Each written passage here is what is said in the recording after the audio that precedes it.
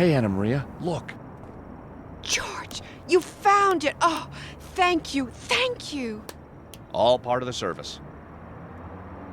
Now, let's see just what we've got here.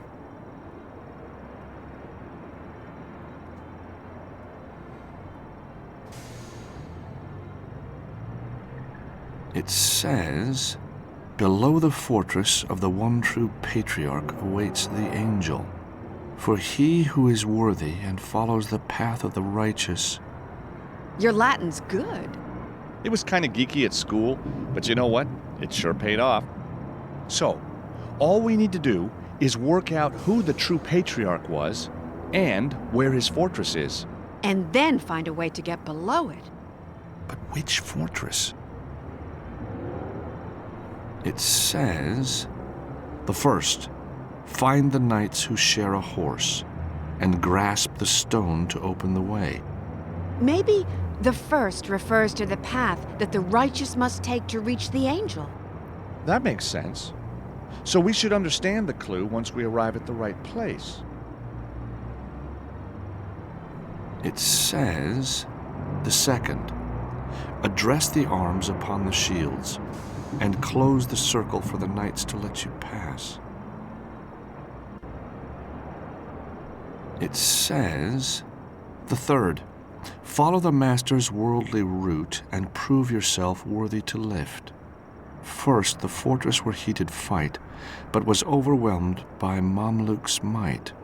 Then he traveled to Longshank's fair city, and as grand preceptor he was received.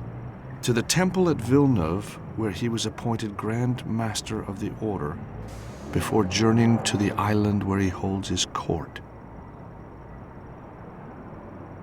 It says, the last, to see the light turn from Holy Sion to face the great fortress of the Empire of the East, the seat of the Holy Church in the west, the learned Coptic city to the south. Turn from Holy Sion to face, from where? Jerusalem? Now this looks like it could be a clue of some sort to a particular puzzle. Fleur-de-lis in some pattern. Now that's a king who really loves himself. A deformed holy man gazes over the seas. How is he deformed? A fairly typical depiction of a fortified European city. The fires of hell are consuming the city. The manuscript was made in 1307. The Templars must have known an attack was imminent and took care their treasure would be safe. This looks like another clue of some sort. 4 knights with shields. The 4th coat of arms is hidden.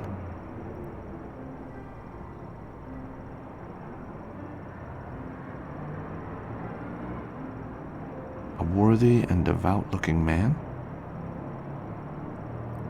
Now this, correct me if I'm wrong, is Baphomet, which we have seen in the first game and somewhat in the third game. Hey, I recognize this. It's Baphomet, the idol that the Templars were accused of worshipping. I really need to find a way to research these subjects. We kind of did all of that in the first game. We should be an expert by now, really? See how the fortified city has minarets? It looks Eastern.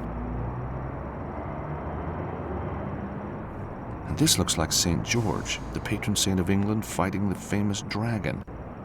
Strange. The city on the right looks Eastern, but it's being defended by a Christian knight. Wasn't St. George English? Actually, he came from Turkey. Ah, this must be the angel that was mentioned in the header. This must be the angel that the manuscript refers to. Doesn't look much like treasure to me. cross, crescent moon, Star of David. I wonder why these symbols are here. They're red, not black. I think that is all that we can view right now. Can you decode it, George? Not fully. I need a library or a database. But the streets are too dangerous. Can't we get information online? Well, there is a website, Andre Lobineau's Society of Antiquarian Knowledge, but I was locked out. Didn't you say that Virgil had hacking skills? Yeah, but he's pretty angry right now. Then get charming. Anna Maria, can you spare a moment? What do you need, George? So, this manuscript has been in your family for years, huh? It was handed down to my father. He had a whole collection. Oh, so there were more? Many more. So each one could point to a hidden treasure. I wouldn't be too sure about that. But this one certainly does. That meatpacking place is pretty shady. It's a real factory, huh? It is. But take my advice, never eat a Martino salami. So why are the Mafia after your manuscript? My father was a heavy drinker. There wasn't a bar in town he didn't tell his treasure map story, and the fact that his daughter was decoding it. I guess it was just a matter of time before someone took him seriously, huh? How's Virgil holding up? Well, he's pretty upset. He blames you for the loss of his MP3 player. Those guys weren't even after me. Yeah, blame Anna Maria. She brought them here.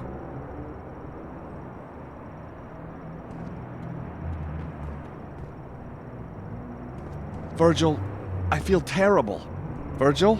The silent treatment. I hate that.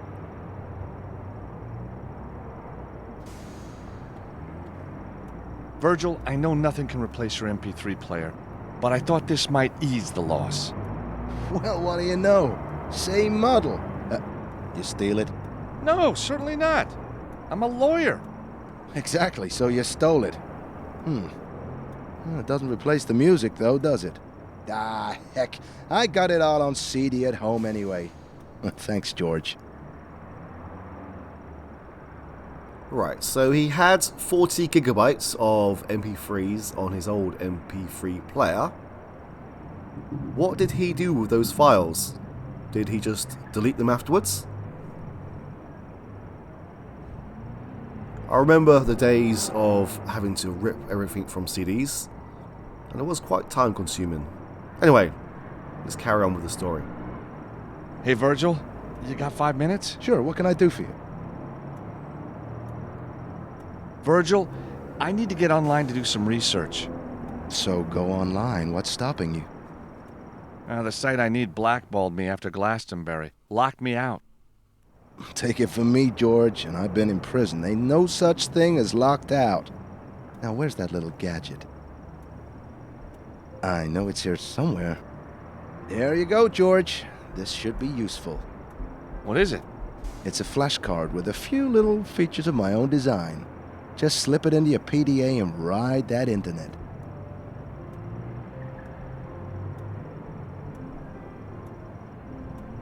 So, what happened after we barricaded ourselves in?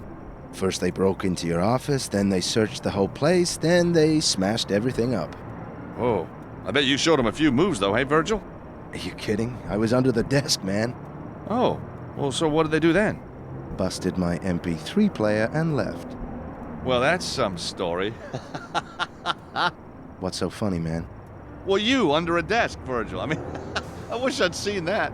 You want to keep me as your friend? You better leave it, George. Yeah, drop it.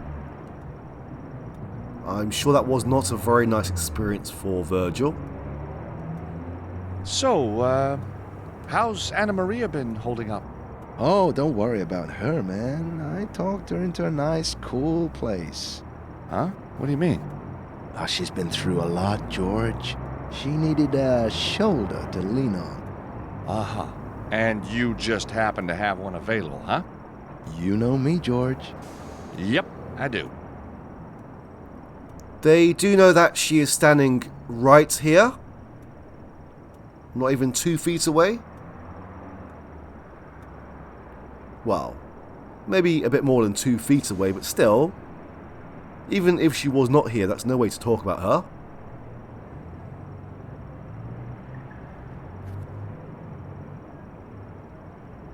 I'm not sure why Andre would blackball George, because towards the end of the last game, they seem to be becoming pretty good friends.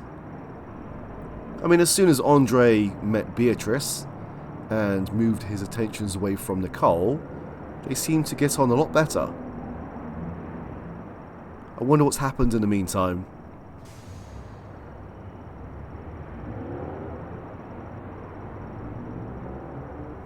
Right, George, this is my homemade hacking system with the emphasis on homemade, know what I mean? I'll show you how to use it by hacking into a computer owned by an old friend of mine. This is you, symbolized by your PDA. This is your destination, the database you're attempting to hack. What you gotta do is connect your data stream to the target computer without being spotted or stopped. See here, my friend lives on the other side of the state. This mountain range is in the way, so we gotta go around it. If we're gonna hack into the database, we're gonna have to pass through these points, or root nodes. They disguise the data stream from your PDA so you don't get found out. To manipulate the data stream, you gotta use routers and refractors. You understand? You're utilizing other less secure systems in the area. You're pretty limited to what the device can find at the time, but there's normally enough to do the job. This one acts like a mirror. It'll deflect the beam at 90-degree angles. This one refracts your beam at 45-degree angles. These are splitters. They can split a beam at either 45 or 180-degree angles. As the target device is searching for one data stream, you'll need to converge the data streams back into one.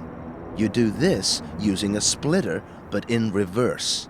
But if you're using a splitter in one direction, you can't use it in the other. These points are the bad boys. They're nodes, which detect what you're up to and stop your hacking. You gotta be one step ahead of these fellas. Accidentally route your data stream into one of these, and your connections bust open. I recommend you plan your route before you start placing nodes all over the place. So, watch me complete this puzzle.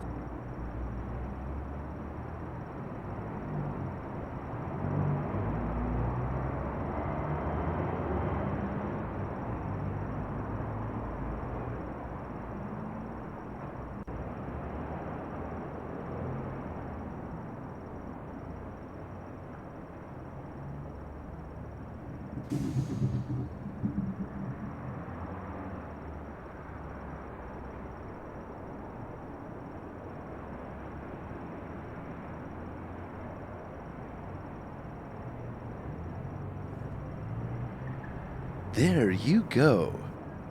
Now let's see what my friend has in his database. Oh, no! Oh boy, we didn't want to see that. He is one outrageous dude. Okay, George, your turn. Now this one is fairly straightforward. There are a couple of ways of completing this. I'm going to go for the more straightforward route.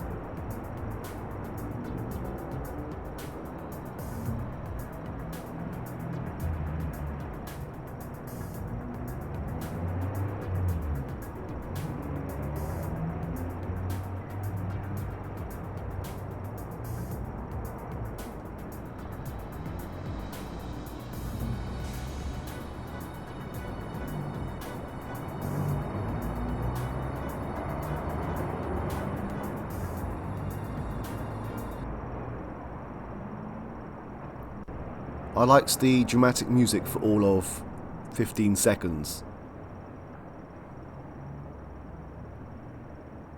Right, there is going to be a little bit of reading. I am going to try to take screenshots of all of these off camera to make things a little bit easier. I'm not going to keep these on screen for too long because, well, this is going to be a short video anyway, but it's going to be a lot of silence to sit here for about 5 minutes just reading.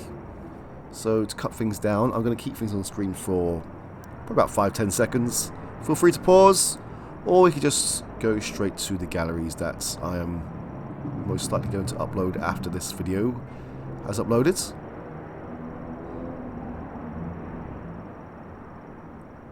What is that? Oh, it's a dragon. It's meant to be St. George. Okay. Right, so, Baphomet, as I said... The link with Baphomet proves that there's some kind of Templar connection here. Sorry, George. I was speaking over you. So we should be an expert in Baphomet right now. Baphomet is... Well, when the Templars were arrested, Baphomet was a false idol created so they could accuse them of heresy. Baphomet, I believe, was a bastardization of Muhammad.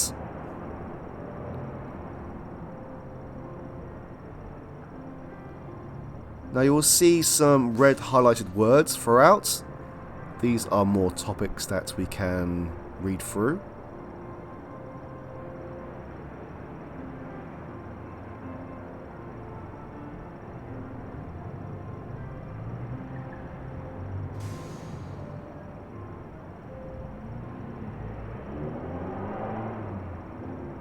The Templars really were victims of betrayal and greed.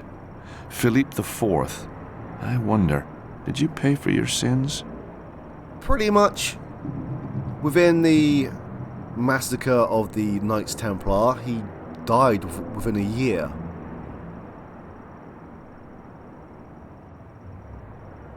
So he never got to carry out his plans.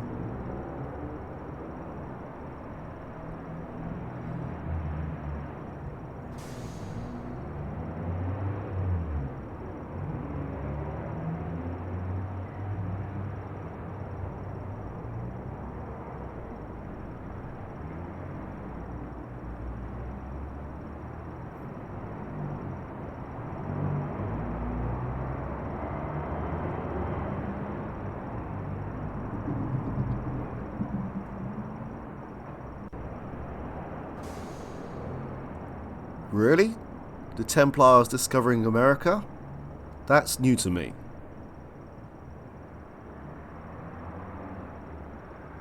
And yes, there are some people who claim to be part of the Templars, and I believe the most famous one is the Freemasons. They're meant to be a sect that broke off from the Knights Templar.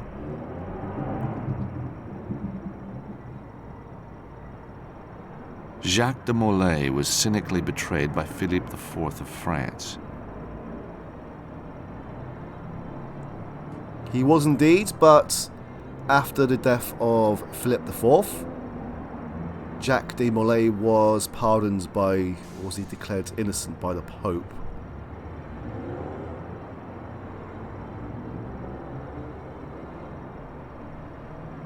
I believe that the Pope actually declared all of the Knights Templar innocent of their supposed crimes.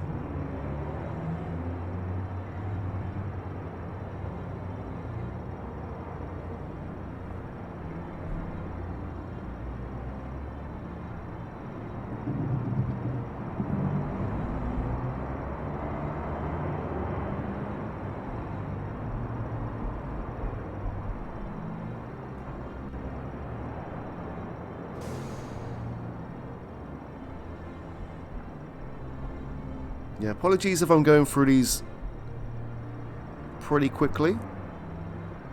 As I said before, I want to keep the silence of the screen as minimal as possible.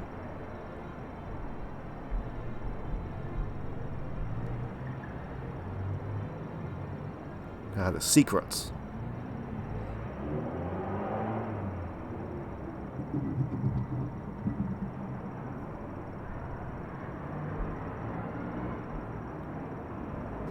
The Templars owned a vast fortune, and I'm pretty sure that they had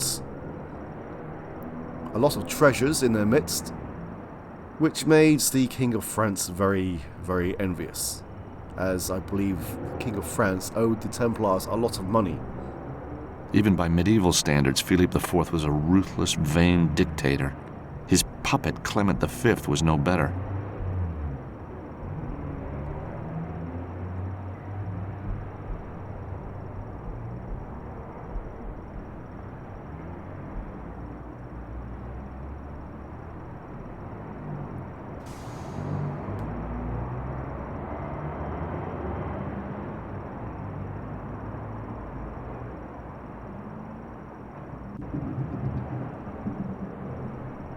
But the puppet? Is this Sesame Street?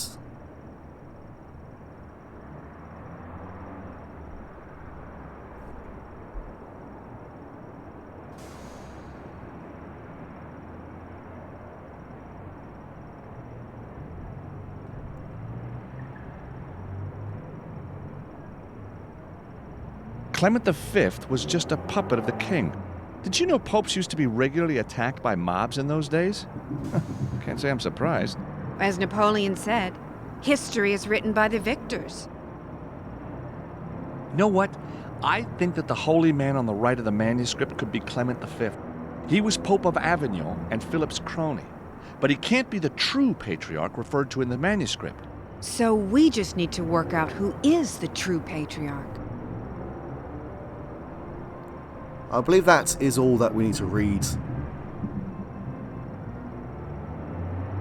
But there is one subject that I think that I missed out on, and that is the...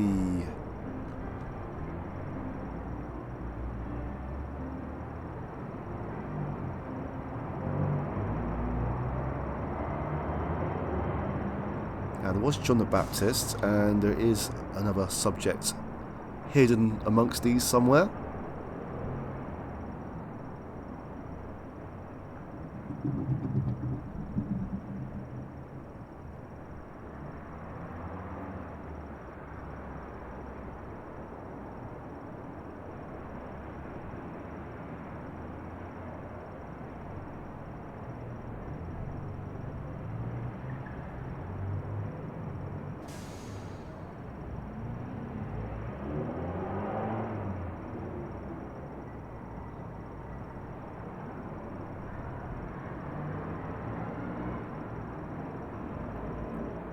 Okay. If I owned the head of John the Baptist, I'd kind of keep that quiet. Right. Should be the Knights Hospitalier. I believe that is the last subject in this PDA right now.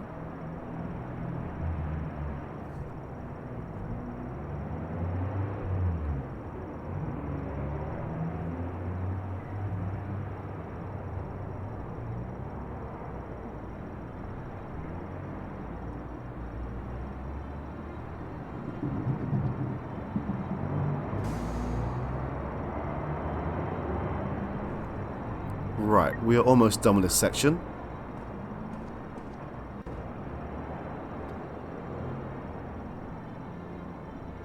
If Clement V is not the true patriarch, and St. George, who came from Turkey, is fighting a dragon below the city of a holy man who is the true patriarch, Yes? then the city must be Istanbul, which was known as Constantinople in medieval times. And the fortress must be a reference to the old citadel of Constantinople. George, that's amazing! Does it still exist? I don't know, but I bet someone in Istanbul would. George, you are brilliant. Thank you so much for helping me. Hey, I'm having fun. I'd never turn down the chance to search for Templar treasure. It's Baphomet, the idol that the Templars were accused of worshipping. Constantinople. St. George fighting a dragon.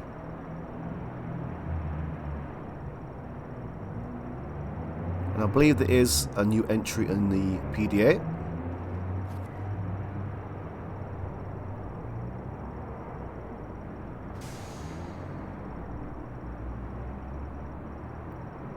Two more entries and we are done, I promise.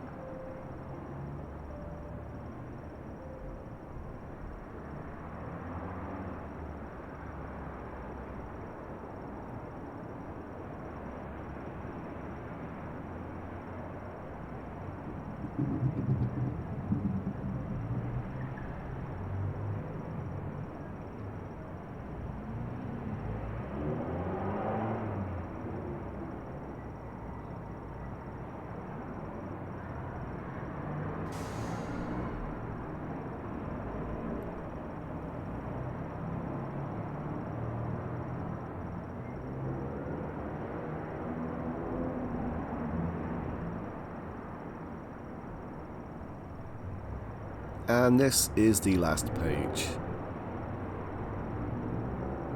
I hope that you have found this interesting. It's been a mixture of a history lesson and a little bit of myth. Anyway, now we are going to Istanbul. So, Anna Maria, you feel like a trip to Istanbul? You think we'll find the treasure?